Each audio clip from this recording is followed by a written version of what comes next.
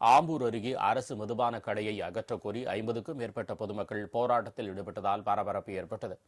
திருப்பத்தூர் மாவட்டம் கன்னிகாபுரம் அடுத்த புது கோவிந்தாபுரம் பகுதியில் அரசு மதுபான கடை செயல்பட்டு வருகிறது.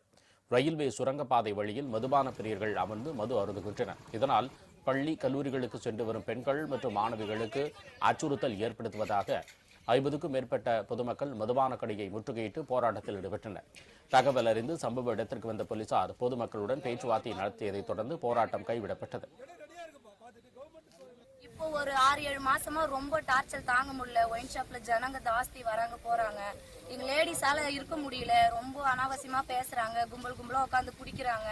யூரின் போறது ரொம்ப அசிங்கமா நடந்துக்கிறாங்க சார். தப்பா பேசுறாங்க. எங்களால அது தாங்க முடியல. நாங்க அதனால 6 மாசமாவே நாங்க திரிஞ்சிட்டு இருக்கோம். தாலுகா ஆபீஸ் போய் கொடுத்தோம், மண்டே பெட்டிஷன் போய் கொடுத்தோம், ஸ்டேஷன்ல போய் பேசிட்டு வந்தோம். ஒவ்வொரு இடத்துலயும் ஒவ்வொரு லெட்டர் வாங்கி நாங்க எல்லாமே ப்ரூஃப் வச்சிருக்கிறோம். இப்ப இன்னைக்கு டேட் முடிஞ்சிச்சுன்னு சொல்லிட்டு இன்னைக்கு நாங்க இங்க நின்று பேசிட்டு இருக்கிறோம். அவங்க வந்தாங்க, பேசிட்டு இன்னும் வேலை ஆகல, எனக்கு இன்னும் ஒரு மாசம் டைம் வேணும் அப்படின்னு சொல்லிட்டு அவங்க லெட்டர் எழுதி கொடுத்துட்டு அவங்க போயிட்டாங்க. ஆனா அவதிப்பட்டு இருக்கிறது நாங்க மட்டும்தான் சார்.